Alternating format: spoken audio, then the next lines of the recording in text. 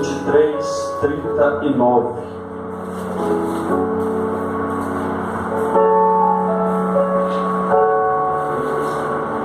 Lucas 23, 39. Todos acharam? Sim. Diz assim: um dos malfeitores crucificado blasfemava contra ele, dizendo: não és tu Cristo? Salva-te a ti mesmo e a nós também. Respondendo-lhe, porém, o outro repreendeu, dizendo: nem ao menos temes a Deus, estando sob igual sentença? Nós, na verdade, com justiça, porque recebemos o castigo que os nossos atos merecem, mas este nenhum mal fez. Acrescentou Jesus: lembra-te de mim quando entrares no teu reino. Jesus lhe respondeu: em verdade te digo que estarás hoje comigo no paraíso. Amém? Pode se assentar, em nome de Jesus. Feche os seus olhos nessa hora. Peça ao Espírito Santo para falar no seu coração.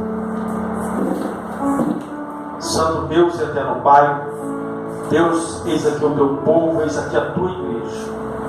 Pai, fale conosco, nos abençoe através da tua palavra. Palavras essas que são palavras de vida eterna, no nome santo e poderoso de Jesus Cristo. E você diz? Amém. Você diz? Amém. Amém. Então levante as mãos para o alto, dê mais uma salva de palmas para Jesus. Mas mistura com glória a Deus, aleluia. Glória a Deus, aleluia. Glória a Deus.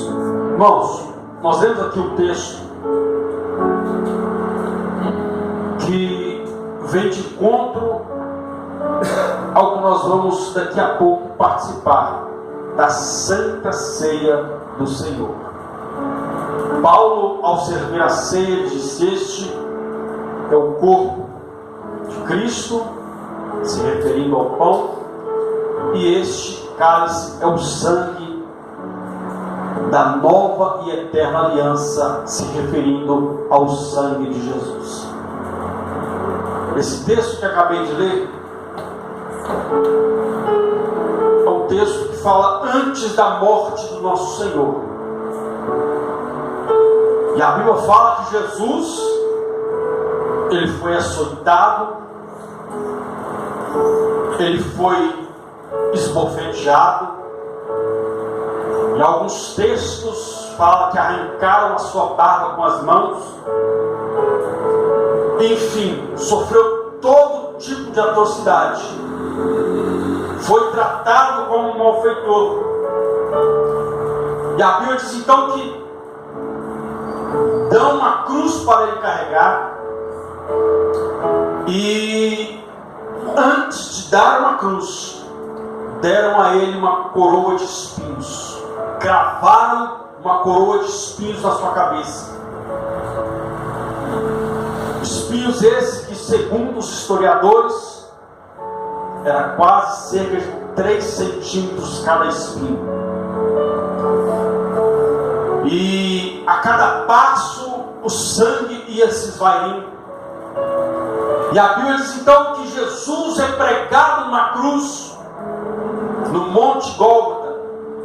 E a Bíblia diz que ali colocaram 2 malfeitores, uma à sua esquerda e a outro à sua direita. A Bíblia diz que depois de tanto zombarem, de sortearem as suas vestes, de enfim blasfemarem, a Bíblia diz que Jesus olha e diz: Pai, perdoa-os, pois não sabem o que fazem. A Bíblia diz então que no auge desta situação, a Bíblia diz que um dos bandidos, um dos malfeitores, o que estava à esquerda, olha para Jesus e diz: se tu és Cristo, salva-te a ti mesmo. Você não é aquele que diz que é o rei dos judeus? então se salva. E aproveita o gancho e nos salva também. Zombando de Jesus, sabendo que estavam em igual sentença, estavam ali na cruz para morrer, estavam ali na cruz para, enfim, viver os seus últimos momentos nessa terra. E a Bíblia diz então que ele libera essas palavras, um tom de zombaria, e o texto se segue, falando acerca desta crucificação. E mediante a crucificação, mediante este quadro que acabei de ler, nós vamos falar de alguns resultados que a crucificação ela gerou para a humanidade até chegar à minha e à sua pessoa. Resultados que abriram a porta do céu para mim e para a sua pessoa. E se você crê que depois da crucificação o céu se abriu, levante a mão e glorifique esse Deus que fez os céus e também a terra. Gerou resultados, porque muitos questionavam. E antes de chegar aqui, certa feita, Jesus chega para os seus discípulos e diz: olha, quem as pessoas dizem ser o Cristo. A Bíblia diz que eles olham um para o outro e olham para Jesus e Senhor, uns dizem que o Senhor é Elias, outros dizem que o Senhor é João Batista e ressuscitou, outros dizem que o Senhor é um dos profetas. Até aí cada um deu o seu parecer. A Bíblia diz que Jesus então olha para ele: tudo bem, o povo diz que eu sou isso, que eu sou aquele, que eu sou aquele outro, e vocês, quem dizem que eu sou? A Bíblia diz que Pedro olha para o Senhor e diz: tu és o Cristo, o Filho do Deus vivo.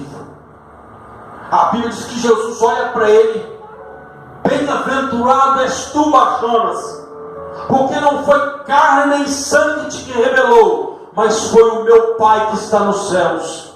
Em outras traduções, foi o Espírito do meu Pai quem te revelou. A Bíblia diz então que ali Jesus questionou para eles quem o povo dizia e quem eles diziam que ele era. E aqui neste quadro,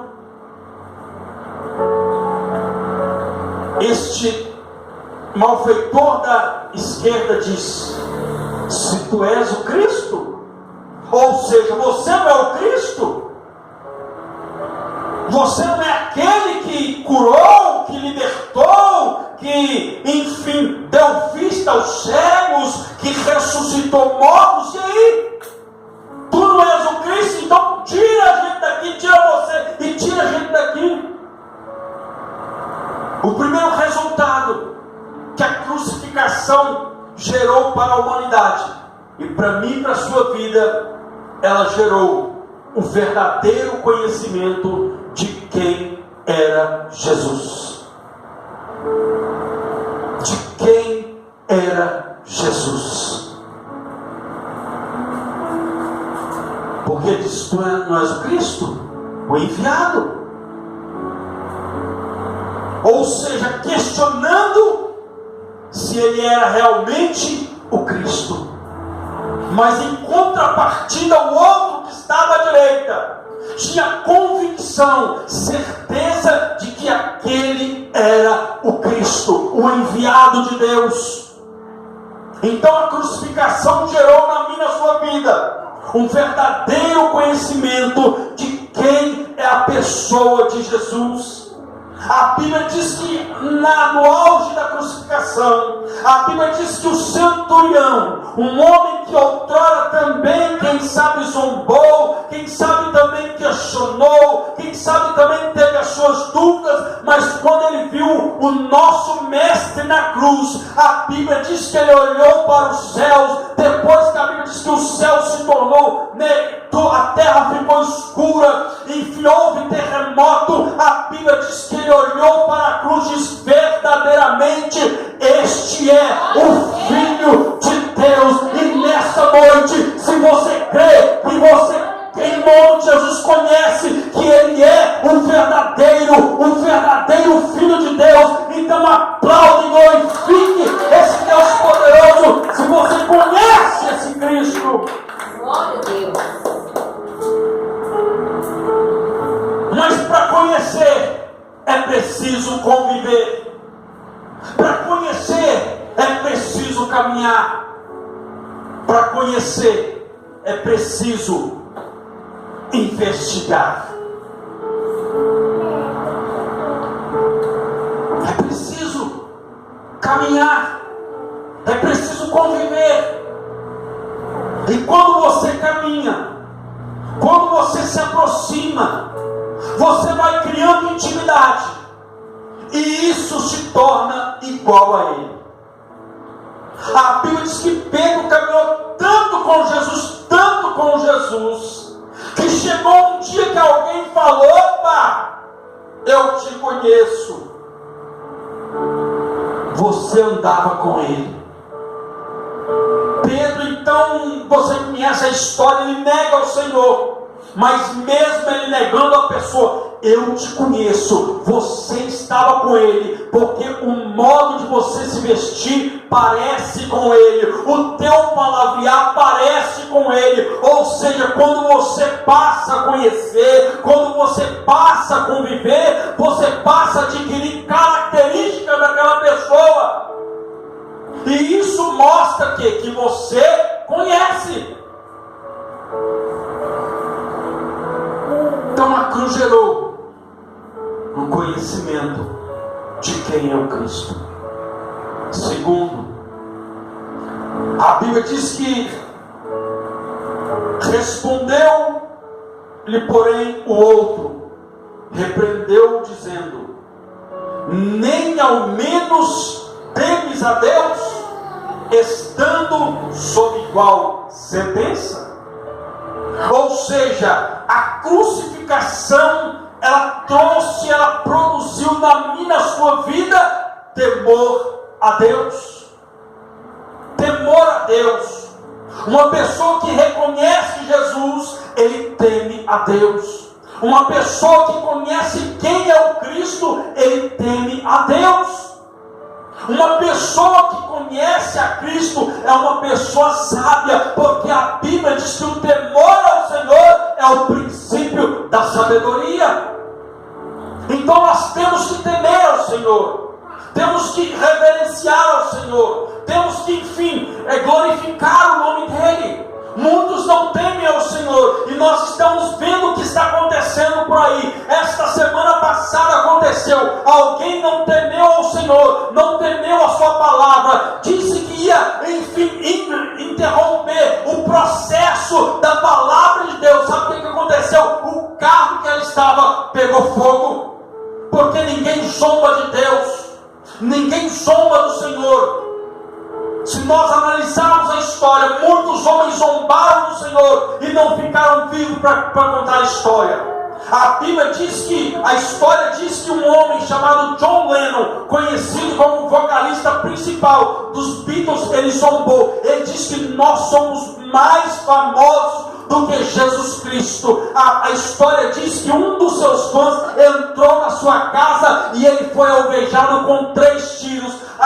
Se nesse dia eu pudesse estar lá. Eu não entendo uma coisa: ninguém que zomba de Deus permanece de pé. Ele tem 2 opções: ou converte ou morre. Se eu estivesse lá, imagino eu que ele não é blasfemo, eu imagino eu que este homem ia dizer: você zombou de Cristo? Pois é, então lá vai 3 tiros na cara. Um é em nome do Pai, em nome do Filho e em nome do Espírito Santo, porque de Deus ninguém zomba e permanece de pé para contar a história. Houve um outro que construiu uma embarcação. Ele construiu um navio, meu irmão, que entrou para a história não de tão grande que foi, mas de tamanho o acidente que aconteceu, de tamanho catástrofe, porque zombou de Deus. Ele construiu o barco, ao invés de ficar caladinho, ele disse: afunda o Titanic. Resultado, ele foi partido ao meio, porque de Deus não se zomba. Temos que temer ao Senhor. Houve um artista por aí que se dizia famoso, um tal de Cazuza.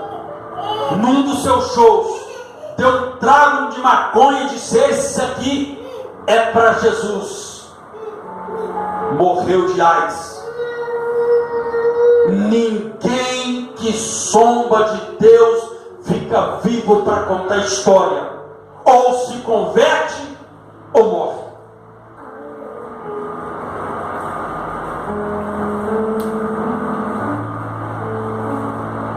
A Bíblia diz que ele disse: "Você não é o Cristo? Então tira, salva, nos tira daqui." Imediatamente deu-lhe: "Nem estando sob igual sentença, você tem a Deus."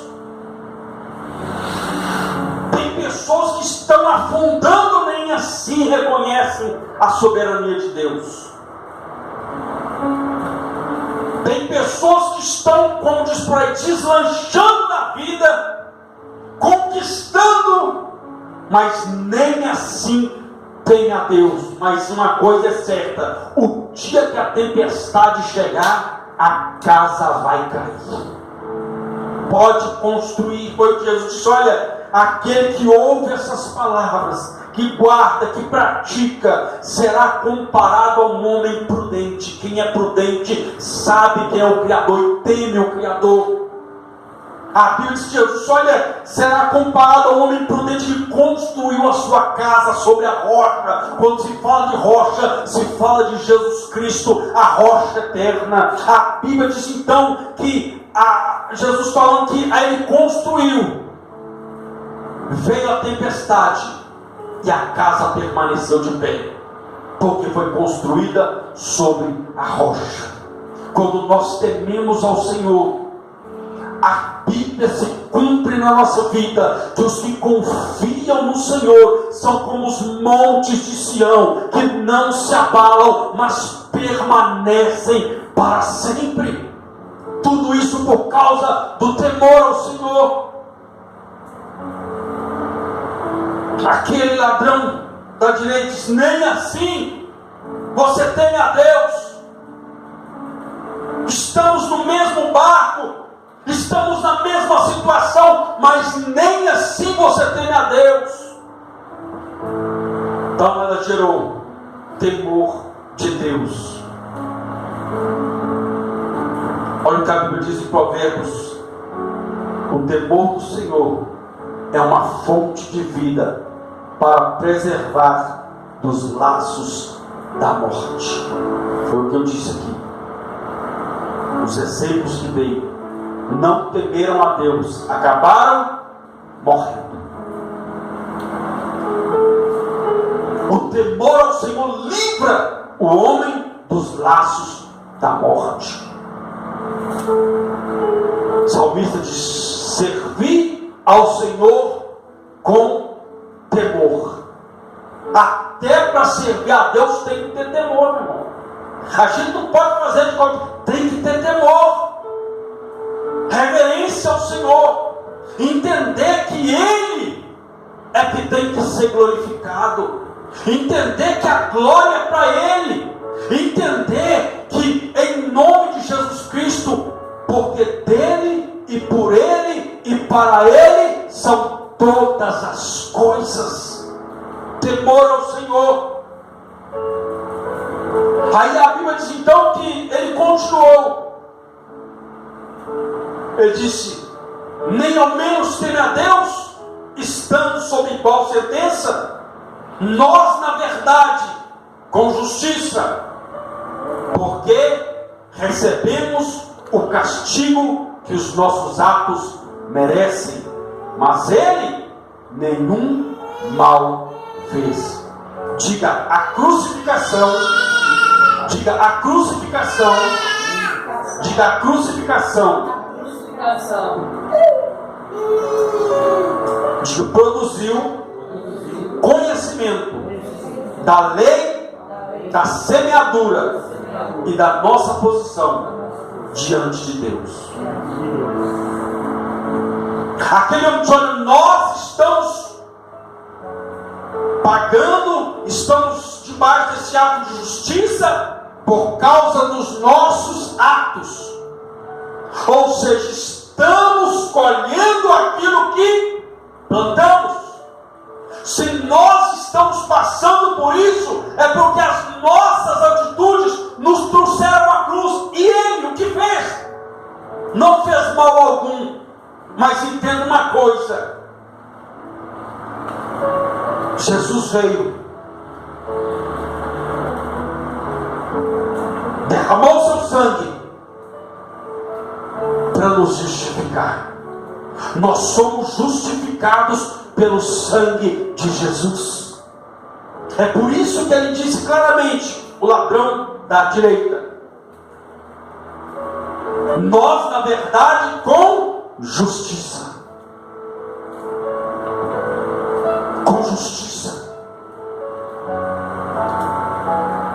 A Bíblia diz que a justiça do homem é como trapo de imundície.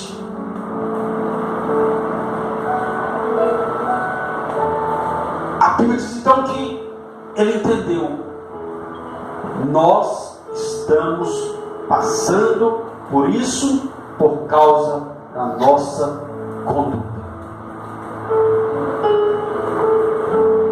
Nós plantamos para estar aqui, mas ele não. Ele está aqui injustiçado, mas nós estamos aqui com justiça. Ou seja, eles conheciam a sentença que os levaria ali. Mesmo assim, eles decidiram, não sei se mataram, se roubaram, mas levou eles até a crucificação. E os que eram levados à crucificação eram considerados os piores bandidos, os piores criminosos, os piores, da face da terra. Eram considerados os piores. Por isso eram levados à sentença de cruz. Eram tidos como malditos. Por isso eram levados à sentença de cruz. Mas Jesus, ele não foi maldito. Ele foi contado, como diz a Bíblia, foi contado estava no meio, entre os malfeitores, mas nem assim ele abriu a sua boca. Nem assim ele disse para o da esquerda que o zombou dele: olha, eu não fiz mal nenhum, eu estou aqui. Não, meu irmão. A Bíblia diz que ele não abriu a sua boca. Não abriu a boca para praguejar. Não abriu a boca para murmurar. Não abriu a boca para reclamar que ele estava naquela posição injustamente. Não, ele não abriu a sua boca. Quando ele abriu a boca, foi para abençoar, foi para liberar a bênção. Olha o que a Bíblia diz.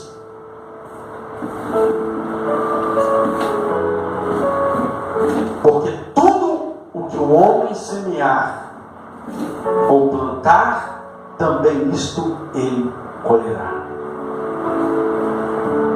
A lei da semeadura não tem como escapar. Essa é uma lei universal. Toda a raça humana está debaixo da lei da semeadura. Não tem como, não tem como. Podem riscar da lei, enfim, pode até apagar, mas não tem como apagar aquilo que Deus escreveu. E se Deus deixou claro, de Deus não se zomba, não se escarnece. Tudo aquilo que o homem plantar, isso ele colherá. Gálatas capítulo 6. Não tem como escapar. Então, toda a ação há um resultado. Era isso que a cruz deixou claro para a humanidade: a lei da semeadura. Aí a Bíblia diz então que ele diz: recebemos o castigo que os nossos atos merecem, mas este nenhum mal fez.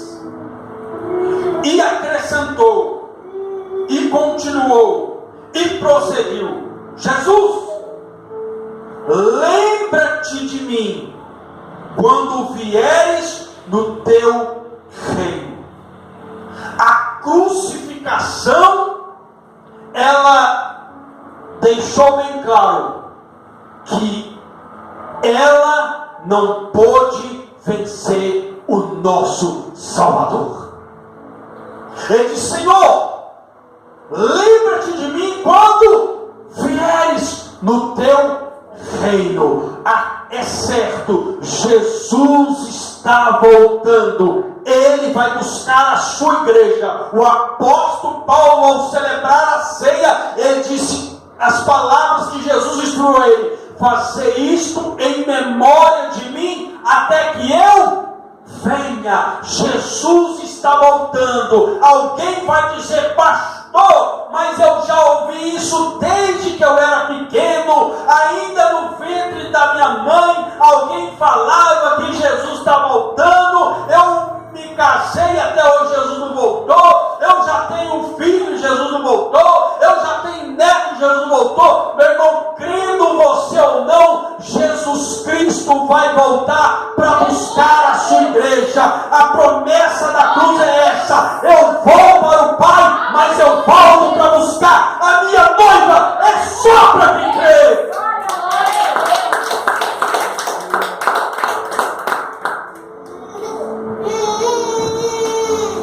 Ele vai voltar. Então a cruz produz uma certeza do resgate. A cruz, certeza do resgate da nossa alma. Ele diz: lembra-te de mim quando vieres no teu reino. Jesus lhe respondeu: em verdade te digo. O que Jesus falou? Em verdade, ou seja, vai acontecer. A palavra de Deus foi liberada: vai acontecer. Jesus diz: em verdade te digo que hoje estarás comigo no paraíso. Hoje. Esse ladrão aqui, esse malfeitor, ele teve o privilégio de, na graça, inaugurar o céu. Através da cruz, ele inaugurou a entrada no céu. Ele disse: ainda hoje, não é amanhã, não é semana que vem, ainda hoje estarás comigo no paraíso. Ou seja, aquele que reconheceu. A Bíblia diz que ele, a cruz produziu na vida dele, ele se arrependeu. Ele se arrependeu. Quando ele disse para aquele homem: olha, nem ao menos teme a Deus, estamos sob igual sentença. Nós estamos pagando pelo ato que cometemos, mas ele não fez mal nenhum. Mas disse: Senhor, lembra-te de mim. Ou seja, Senhor, eu estou arrependido. Senhor, quando o Senhor voltar, apenas lembra de mim. Lembra de mim. Lembra de mim, porque Jesus falava da ressurreição dos mortos. Jesus havia pregado. Esse homem já ouviu falar da ressurreição. Ele já ouviu falar que Jesus viria e que aqueles que morreram, aqueles que dormiram no Senhor, eles ressuscitariam, eles iriam para o céu. Que viria. Ele ouviu os profetas pregando, ouviu Isaías pregando que Jesus viria para resgatar a alma do homem da morte. Então ele disse: Senhor, lembra-te de mim, lembra, apenas lembra. Eu quero que o Senhor lembra quando entrar no teu reino. Jesus: eu não vou lembrar em nada, você vai entrar comigo, é hoje que você vai entrar. Então entenda uma coisa, chegar. Não tem pensamento, nós vamos entrar lá. Não é linha de pensamento, é a palavra de Deus. Se nós deitarmos a terra hoje, o céu está aberto. A Bíblia diz: bem-aventurados, em Apocalipse 22, bem-aventurados são aqueles que lavam as suas vestiduras no sangue do Cordeiro. Vou até ler aqui. Gosto de ler esse versículo. Apocalipse.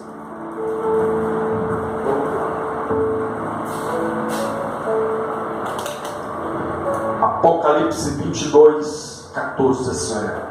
Bem-aventurados aqueles que lavam as suas vestiduras no sangue do Cordeiro, para que eles assistam direito à árvore da vida e entrem na cidade pelas portas.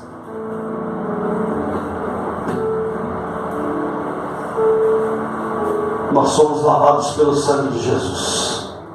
E a porta do céu está aberta para quem foi lavado, remido no sangue de Jesus, para quem aceitou o sacrifício de Jesus, para quem acreditou na mensagem da cruz. É por isso que nós cantamos: sim, eu amo a mensagem da cruz. Até morrer eu vou proclamar. Levarei eu também minha cruz, e por uma coroa trocar. Então, a cruz produziu arrependimento e a entrada no céu pelas portas. Ele disse: Senhor, lembra-te de mim. Jesus: não, ainda hoje. Ainda hoje você estará comigo.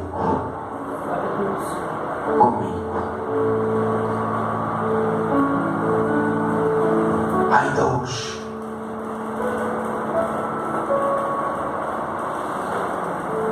Jesus estava deixando bem claro que viu.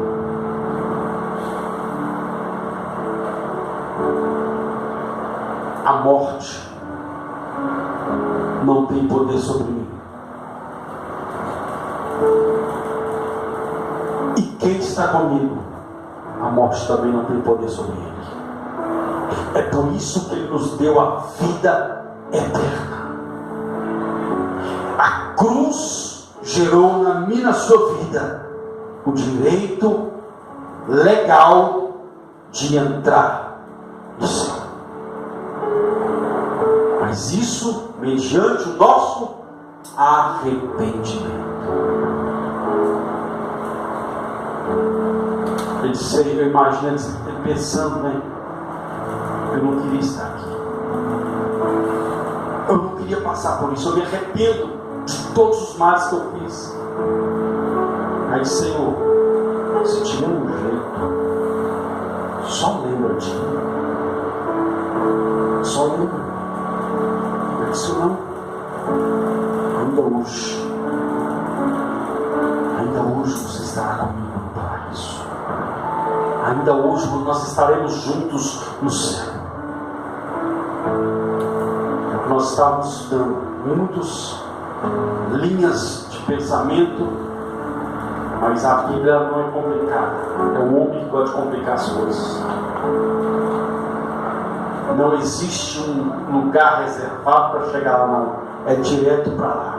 Se está com Cristo, é direto para o céu. Então Jesus falou: ainda hoje estarás comigo lá. Ele vai dizer: não, você não vai, não, você vai ficar, não, ainda hoje você vai estar comigo lá. Então a certeza do céu foi gerada através do sacrifício de Jesus. Amém?